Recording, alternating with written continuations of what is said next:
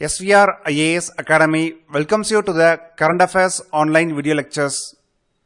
ComeOnIndia.com is our website. Today's date is May 16th, 2016. Let's start today's Current Affairs video lecture, and you're going to see three important topics. Now, let's discuss about Nomas calligraphus.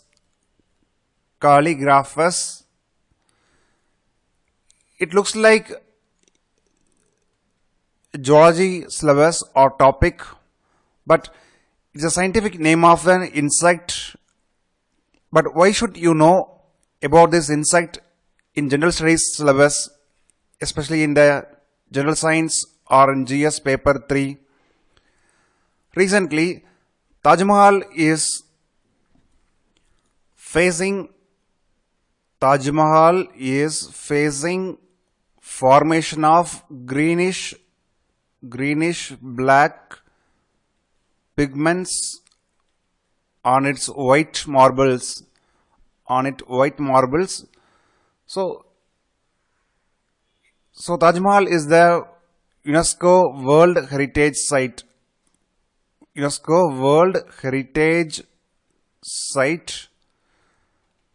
Its white marbles are very famous.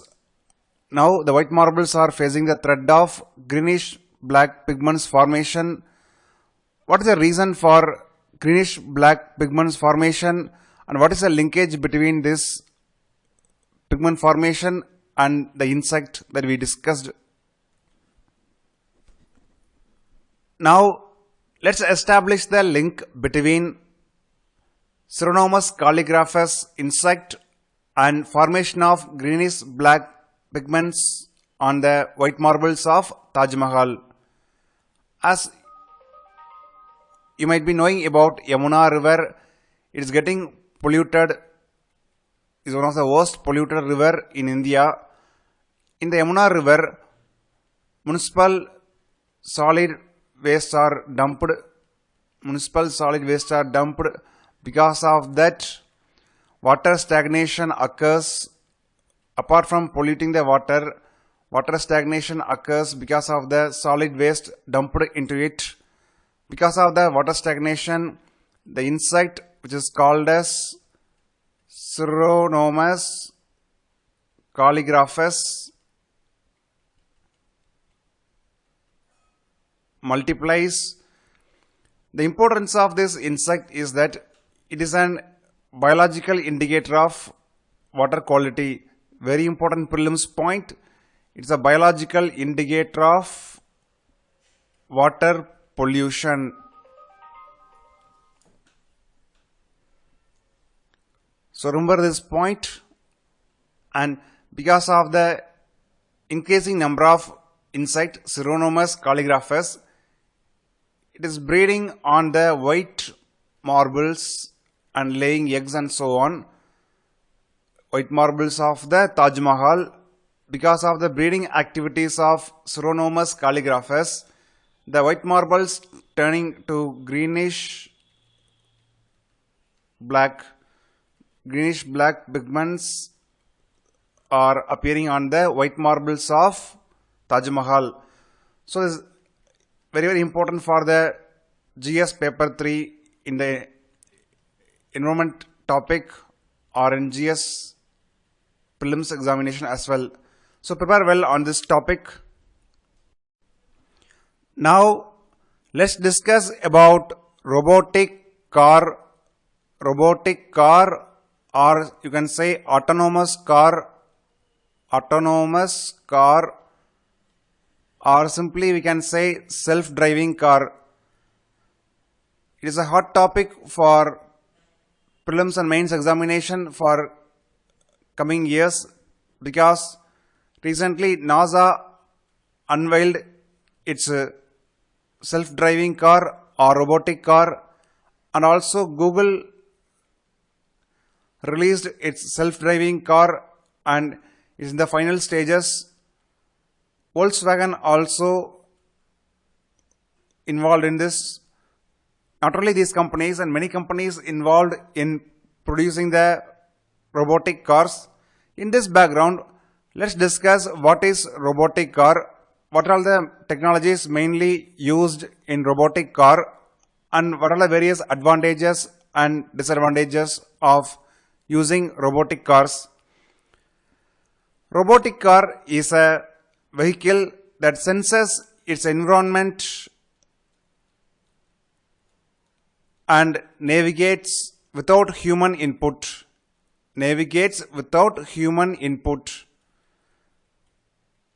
Is a definition. Consider this as a robotic car. It is a road, and in the road many bikes, cars may come. So the robotic car senses the environment in front of us, whether car or bike is coming, what is the distance between them, and so on. Is there any space? So it senses its environment.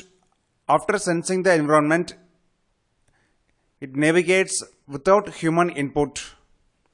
Whether it's changing the gear or increasing or decreasing the speed, putting the brake, everything is controlled by itself. It is a definition of robotic car. In the robotic car, many technologies are used like radar, lidar,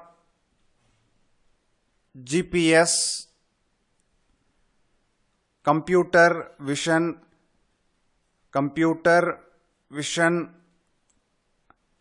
and odometry.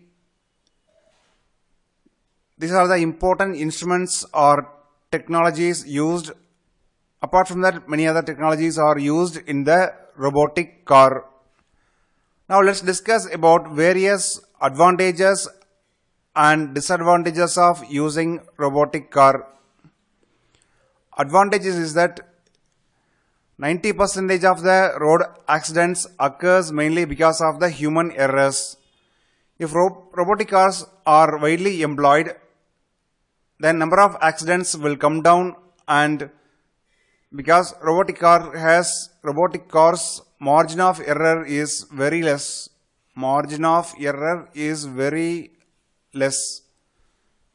Second point is that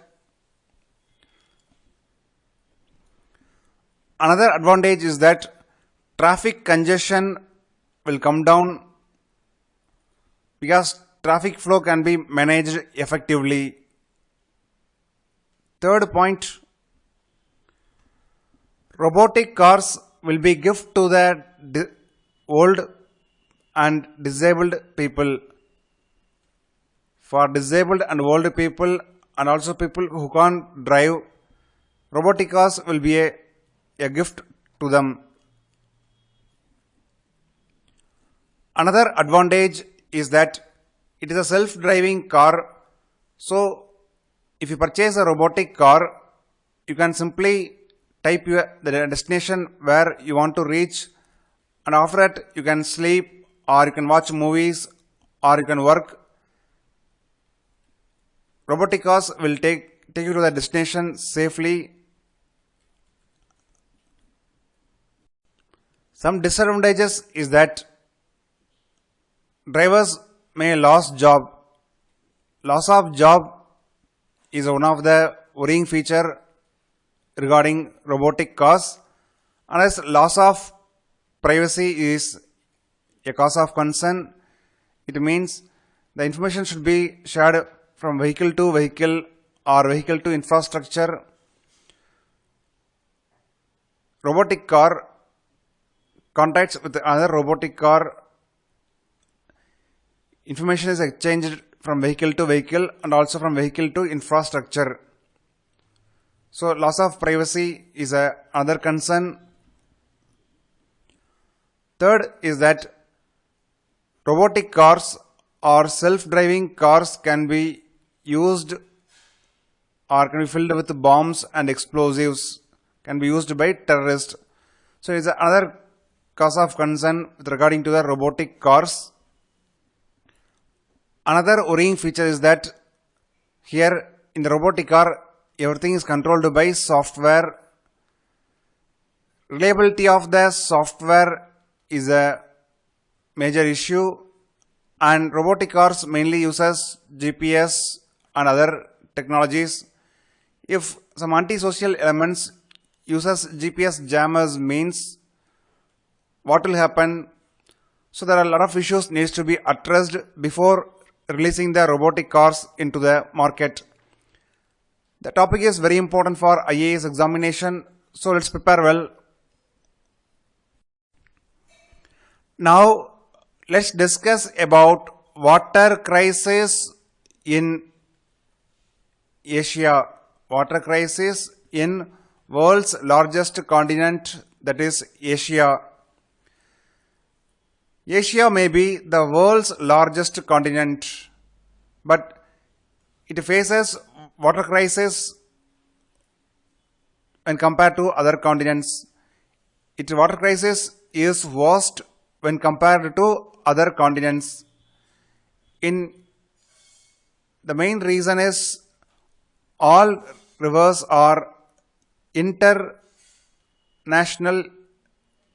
water system, and population is very high when compared to other continents. Per capita availability of water in the Asia is low compared to other continents. When we receive good rainfall from the monsoon, we used to forget about the drought, and after some years, if drought occurs, people suffers most, especially the poor people suffers the most. And when good rainfall occurs, we don't have any infrastructure to store the rainwater and so on. So in this background, let's discuss some important points and facts regarding water crisis in Asia. We strongly advise you to prepare well on the water crisis in South Asia, India and Asia, and drought. What are the types of droughts and reasons for the drought in India and Asia also, and also about El Nino and La Nina, because in 2014, 15, 16, two consecutive droughts. The main reason is El Nino. So prepare well on that also. To get the video lecture on El Nino, visit our website commandindia.com. Per capita availability of fresh water in Asia is less compared to other continents, is the first point. Second, Asia has some of the worst polluted rivers. Asia has some of the world's worst polluted rivers. There are several factors that put pressure on the water crisis which already exists. The factors are rapid development. At present, Asia is the fast growing region in the world when compared to other regions, and in Asia we have world's two most populous nations, that is China and India. China is the world's most populous nation and India is the second most populous nation. Based on the economic growth rate, India is the world's fastest growing economy at present, and China is the second fastest growing economy at present. So because of the rapid development, unplanned urbanization, lifestyle changes,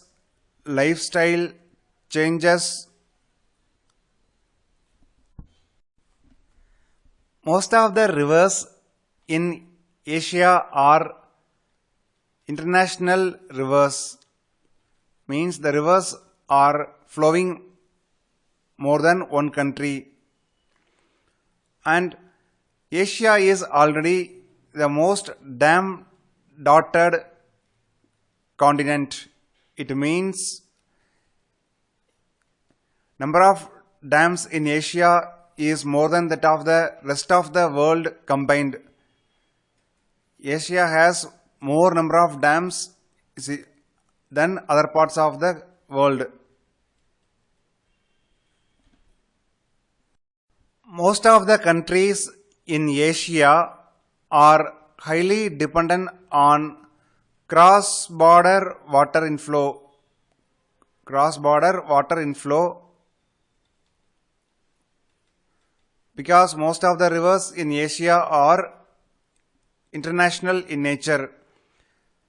China is an exception because China controls Tibetan Plateau,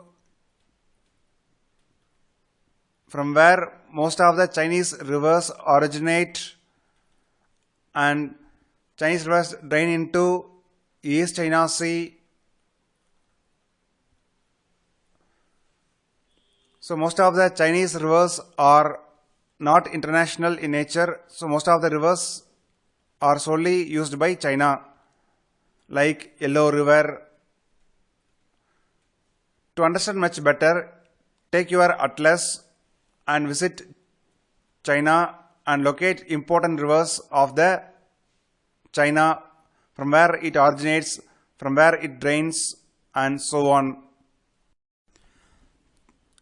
According to the estimates, China constructed more than 90,000 dams. More than 90,000 dams. It helps China to combat drought or dry season when occurs. Because of the over damming of rivers, many problems occurs. Because of the over damming, river fragmentation occurs. River fragmentation, depletion occurs. For example, look at the map and locate the Yellow River. This is the Yellow River. Yellow River is dying because of over damming problem. So many dams are constructed across the Yellow River. So because of that, Yellow River is dying. Now let's discuss about Ngong River and the problem with it. Ngong River originates in China and travels through most part of China, and after that enters the Southeast Asian region and flows through many countries before drain into South China Sea. Take your atlas map and locate Ngong River. China constructed many dams across Ngong River, and in recent years, Southeast Asia faces drought frequently, and it is blamed that because of the many giant dams constructed across Ngong River, water flow in the Ngong River reduced drastically, which leads to the drought conditions in these countries. The two regions, especially South Asia and Southeast Asia faces highest drought risk. These two regions in Asia face highest drought risk. Now, what can we do to reduce the drought risk?